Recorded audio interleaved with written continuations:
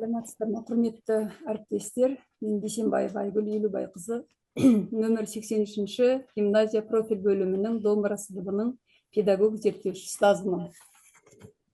Қазір назарларыңызға презентациялайтын авторлық бағдарламам ұстаздық қызметінде тәжірибеден өткізіп, зерттеп, сабақтарында пайдаланып, қолданып жүрген әдіс тәсілдерін.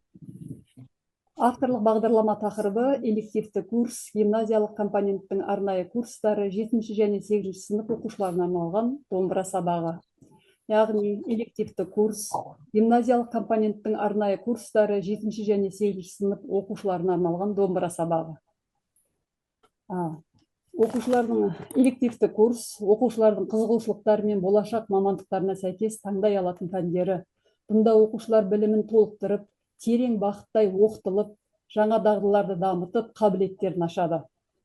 Осылай олардың жеке білім траекториясына мүмкіндік беріледі. Нөмір 83-ші гимназия осы орайда өздерінің үлкен үлесін қосуда. Бұл авторлық бағдарламада 7-ші және 8-ші сынып оқушыларының жас және танымдық ерекшеліктерін ескере отырып жасалған.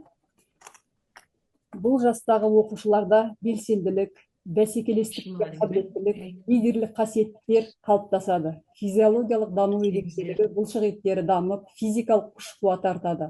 Осы 13-14 жастағы 7-8 сынып оқушылары байқауларда жоғары топқа кіреді.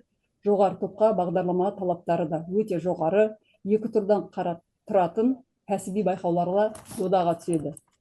Бағдарлама бөлімі негізгі 4 бөлімнен тұрады. Бірінші домбырадағы музыкалық интерпретацияға кірісте, екінші техникалық және көркемдік шешімдер, үшінші домбыраның дыбыстық талдауы, төртінші дыбыс жазу технологиялары.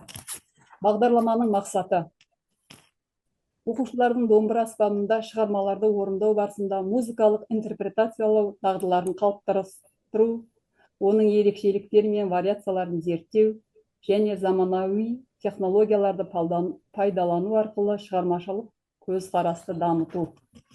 Бағдарламаның міндеттері: домбырада шығармаларының ерекшеліктерін терең зерттеу арқылы ұлттық музыкалық өнерге деген құрметті қалыптастыру. Екінші, дыбыстық талдау дағдыларын дамыту, шығармалардың жеке стиліне және мәнерлілігіне назар аудару. Визуализация мен шығармашылық жұмыс арқылы музыкалық ойларды тереңдету. Үшінші, оқушылардың орындаушылық шеберлігін жетілдіре отырып, көркем ойлау мен мәнерлі ойын техникасын қалыптастыру. Осы авторлық бағдарламамның негізі болған интерпретация әдісінің нәтижесінде 7-ші және 8-ші сынып оқушыларым композитордың ойына ене отырып, оның жеткізгісі келген идеясы мен эмоциялық жүктемесін түсіне білу деңгейіне жетті.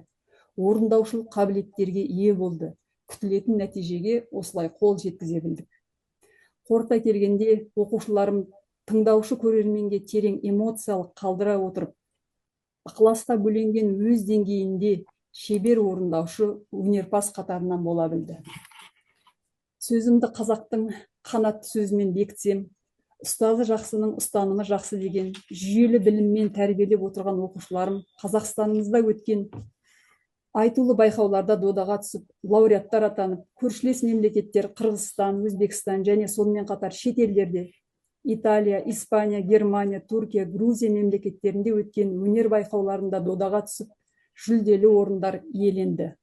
Ұлттық киелі аспабымызды осылай оқушыларым насихаттауда домбыраны өз үлестерін қосып жүр.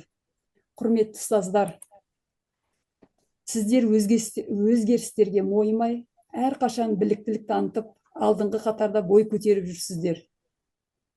Сіздерден білім мен тәрбие алған шәкірттер еліміздің ертеңгі рухы жоғары болашағы деп білемін. Дана халқымыздың қанатты сөзімен аяқтасам, ұстаз болу жүректің адалдығы, құрметке әбден лайық адал жандар, қажымас қара нардай, кең байтақ даналардай, жасай бер ұстаздарым, аман бол ұстаздарым. Көңіл қойып тыңдағандарыңызға рахмет.